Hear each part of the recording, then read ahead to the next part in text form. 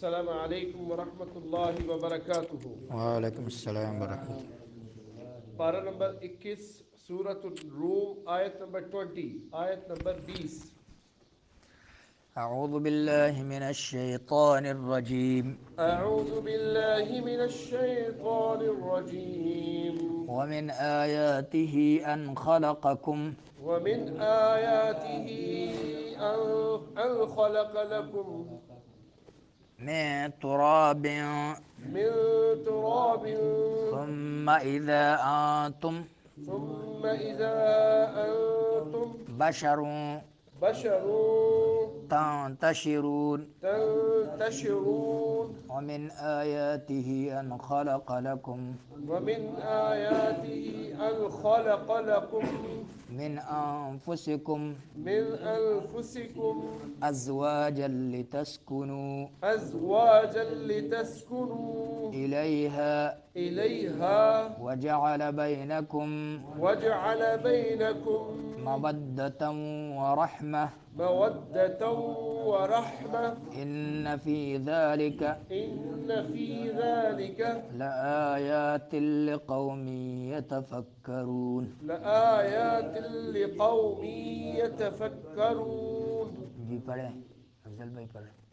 أعوذ بالله من الشيطان الرجيم ومن آياته أن خلقكم من تراب ثم إذا أنتم بشر تنتشرون ومن آياته أن خلق لكم من أنفسكم أزواجا لتسكنوا إليها وجعل بينكم مودة ورحمة إن في ذلك لآيات لقوم يتفكرون۔ ومن نون ساکن کے بعد جو ہے حمزہ آ رہا ہے تو اظہار ہوگا۔ آیاتہ مدہ ہے، آیاتہ میں جو ہے ہی کے اوپر مد ہے، آگے جو ہے حمزہ آ رہا ہے تو مد منفصل۔ ان میں جو ہے نون ساکن کے بعد حروف حلقی میں سے خا آ رہا ہے تو اظہار ہوگا۔ خلقکم، کم میں جو ہے میم آ رہا ہے، میم کے بعد پھر میم آ رہا ہے تو ادغام ہوگا مثلین۔ میں تراب، نون ساکن کے بعد حروف اخفا میں سے تا آ رہا ہے تو اخفا ہوگا۔ میں تراب، را کو پر پڑھیں گے، با کے بعد با کے نیچے دو تنوین ہے، آگے جو ہے حروف اخفا میں سے ثا آ رہا ہے تو اخفا ہوگا۔ میں تراب ثم، میم مشدد ہے تو غنہ زمانی ہوگا۔ اذا انتم، مد ہوگا مد منفصل۔ انتم میں نون ساکن کے بعد تا آ رہا ہے تو اخفا ہوگا۔ تم میں جو ہے میم ساکن کے بعد با آ رہا ہے تو اخفا۔ بشروں، رو میں جو ہے تنوین کے بعد تا آ رہا ہے تو اخفا ہوگا۔ تنتشرون، نون ساکن کے بعد تا آ رہا ہے تو پھر اخفا ہوگا۔ رون میں مدہ ہوگا، نون میں غنہ ہی نہیں۔ ومن آیاتہ، نون ساکن کے بعد حمزہ آ رہا ہے تو اظہار ہوگا۔ آیاتہ ہی میں جو ہے مد منفصل ہوگا کیونکہ بعد میں جو ہے اگلے کلمے میں حمزہ آ رہا ہے۔ ان میں جو ہے نون ساکن کے بعد اظہار ہوگا، خا آ رہا ہے حروف حلقی میں سے۔ خلق لکم، لکم میں جو ہے میم ساکن کے بعد میم آ رہا ہے تو ادغام مثلین ہوگا۔ من انفسکم، نون ساکن کے بعد حرف حلقی میں سے حمزہ آ رہا ہے تو اظہار ہوگا۔ انفسکم، نون ساکن کے بعد فا آ رہا ہے تو کیا ہوگا؟ اخفا ہوگا۔ من انفسکم ازواجل، ازواجل، جیم تنوین کے بعد جو ہے، تنوین کے بعد جو ہے لام آ رہا ہے ادغام کے حروف میں سے تو ادغام بلا غنہ ہوگا۔ لتسکنو، لتسکنو میں جو ہے مد کے بعد حروف اگلے کلمے میں حمزہ آ رہا ہے تو مد منفصل ہوگا۔ الیہا، یا ساکن سے ماقبل لام کے اوپر فتح ہے تو یا لین ہوگا۔ وجعل بینکم، بئی، بئی میں کیا ہوگا؟ یا ساکن سے ماقبل با کے اوپر فتح ہے، یا لین۔ بینکم، میم کے بعد میم آ رہا ہے تو ادغام ہوگا، ادغام مثلین۔ مودتاً، تنوین کے بعد واو آ رہا ہے ادغام ہوگا مال غنہ۔ ورحمتاً، اگر ملا کے پڑھنا ہے تو ورحمتاً اظہار ہوگا، اور اگر رکنا ہے تا ہا بن جاتی ہے ورحمہ۔ ان، نون مشدد ہے تو غنہ زمانی ہوگا۔ فی ذالک، فی میں مدہ، ذالک لآیات، لآیات تنوین کے ادغام بلا غنہ۔ لقوم میں واو لین ہوگا، میم تنوین کے میم کے نیچے تنوین ہے تو ادغام ہوگا کون سا؟ مال غنہ، اور رون میں مدہ ہوگا، نون میں غنہ انی ہوگا۔ ومن آیات ہی، اور اس کی قدرت کی نشانیوں میں سے ہے ان یہ کہ خلقکم، اس نے تمہیں پیدا کیا، من تراب، مٹی سے، ثم پھر اذا انتم تم ناگہاں، بشر انسان ہو، تنتشرون تم پھیل رہے ہو زمین میں۔ ومن آیات ہی، اور اس کی نشانیوں میں سے ہے ان یہ کہ خلقہ، اس نے پیدا کی، بنائی، لکم تمہارے لیے، من انفسکم تمہارے نفسوں میں سے، تمہاری جنس سے، ازواجن بیویاں، لتسکنو تاکہ تم سکون حاصل کرو، الیہا ان کی طرف مائل ہو کر، وجعل اور اس نے پیدا کر دی، بینکم تمہارے درمیان، مودتاً محبت، و رحمہ اور مہربانی، ان فی ذالک بلا شبہ اس میں، لآیات البتہ عظیم نشانیاں ہیں، لقوم ان لوگوں کے لیے جو یتفکرون غور و فکر کرتے ہیں۔ ومن آیات ہی، اور اس کے نشانیوں میں سے کہ اس نے تمہیں حقیر مٹی سے پیدا کیا، ثم اذا انتم بشر تنتشرون، پھر اچانک تم بشر ہو جو پھیل رہے ہو۔ اس آیت کا مفہوم یہ ہے کہ اللہ تعالیٰ اب اپنی نشانیوں کا بیان کر رہے ہیں، یہاں سے لے کر 6 آیتوں تک اللہ تعالیٰ ہر آیت کے شروع میں جو ہے اپنے عجائب اور قدرت کے نشانیاں بیان کرے گا۔ ایک نشانی یہ اللہ یہ فرما رہا ہے کہ دیکھیں جو مٹی ہے، اس میں مٹی خشک ہے، اس کا مزاج، مٹی کا مزاج جو ہے خشک ہے، رطوبت بھی اس میں نہیں ہے، اور خشک مٹی سے جو ہے اس نے تمہیں انسانوں کو پیدا کیا، اور مٹی کے کچھ حصے سے پیدا کیا۔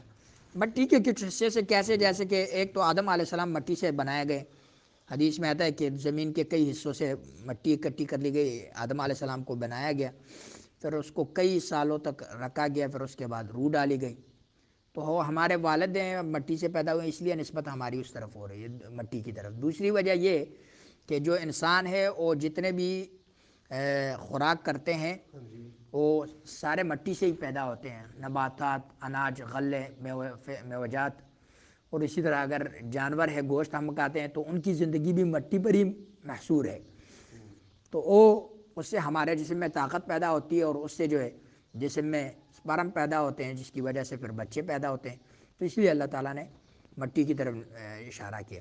ثم اذا انتم بشر تنتشرون، پھر اچانک تم بشر ہو جو پھیل رہے ہو، کہ زمین میں بھی انسان نظر آ رہے ہیں، سمندروں میں بھی انسان نظر آ رہے ہیں، پہاڑوں پر بھی انسان نظر آ رہے ہیں، ہر جگہ جو ہے اللہ تعالیٰ نے انسانوں کو پھیلایا ہوا ہے۔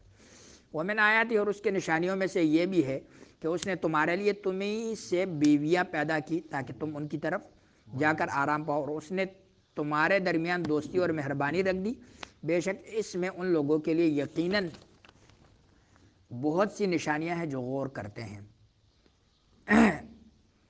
یہ اللہ تعالیٰ نے خاص طور پر اس کا ذکر کیا نشانیوں میں سے۔ اگر جنت جیسی جگہ میں بھی اللہ تعالیٰ نے آدم علیہ السلام کو ہوا اس کی جسم سے پیدا کر کے دیا، کیونکہ اگر جنت جیسی جگہ میں بھی انسان کو بیوی کی ضرورت ہے تو دنیا میں تو سب سے زیادہ ضرورت ہے، جنت میں پہلے سے اتنا سکون ہے، تو پھر بھی اللہ تعالیٰ نے وہاں بیوی عطا کی، اور اسی لیے نبی پاک صلی اللہ علیہ وسلم نے فرمایا کہ اس دنیا سے مجھے 3 چیزیں پسند ہیں، ایک عورتیں، دوسرا خوشبو، اور تیسرا جو ہے نماز جو ہے میری آنکھوں کی ٹھنڈک نماز میں رکھ دی گئی ہے۔ 3 چیزیں یہ مجھے پسند ہیں دنیا میں سے، ابن ماجہ کی حدیث ہے۔ یہ ایک حدیث بھی ہے کہ رسول اللہ صلی اللہ علیہ وسلم نے فرمایا لم نر للمتحابین مثل النکاح، 2 محبت کرنے والے مرد اور عورت جب محبت آپس میں کرتے ہیں تو ان کے لیے بہترین حل جو ہے وہ نکاح ہے، بدکاری نہیں، زنا نہیں۔ بدکاری زنا سے دشمنیاں پیدا ہوتی ہیں، بغض و عداوتیں پیدا ہوتی ہیں، اور جو ہے بہترین کیا ہے، بہترین چیز، اسی لیے جو والدین دیکھتے ہیں کہ ہاں میرے بیٹے کا مثال کے طور پہ چند دن پہلے میں ویڈیو دیکھ رہا تھا، ایک لڑکا، اس سے پوچھا گیا آپ کو نشے میں کیسے لگا دیا گیا، وہ کہہ رہا تھا کہ 20 سال پہلے میرا کہیں لڑکی کے ساتھ جو ہے محبت ہو گئی تو لڑکی اور مان گئی تھی، اس کی والدہ، سب خاندان مان گئے، میرا والد کہہ رہا تھا کہ یہ تو بڑے دور کے لوگ ہیں، ان سے ہمارا رشتہ بنتا نہیں، والد نے رشتہ چھوڑ دیا، تو میں تو پھنس گیا تھا اس کی محبت میں، تو گھر ہمارا وہاں سے چلا گیا، جب گھر گیا تو میں دور بیٹھ کے جو ہے اس کے گھر کی طرف دیکھتا رہا، پھر لوگوں نے مجھے کہا، کچھ نشئی تھے، کہ بھئی آپ یہ نشہ کرو، آپ جو ہے سکون پا جائیں گے، نشے میں لگ گیا، کہتا 20 سال نشہ کرتا رہا، پھر جو ہے یہ جو نئی حکومت آئی ہے افغانستان میں، انہوں نے اٹھایا تو علاج کیا، کہتا اب مجھے یاد آ رہی ہے کہ میں کیوں اس حالت تک پہنچا ہوں. تو ایسے بھی اکثر جو بچے نشے پہ لگتے ہیں اس کی وجہ یہ کارکردگی اس میں والدین کی ہوتی ہے. کہتے ہیں پیر تک کھلو جائے، پیر تک کھلو جائے. بھائی انسان کو جب اس وقت تک اللہ تعالیٰ کاروبار دیتا نہیں جب تک اس کا نکاح نہیں ہوتا. عمر رضی اللہ عنہ فرماتے ہیں کہ اس شخص پہ حیران ہوتا ہوں جو امیر تو ہونا چاہتا ہے نکاح کرتا نہیں ہے. نکاح سب سے بہترین ذریعہ ہے رزق کا، اللہ اکبر. اور لوگ پہلے چاہتے ہیں کہ پہلے کاروبار ہو پھر نکاح. یہ ہو نہیں سکتا.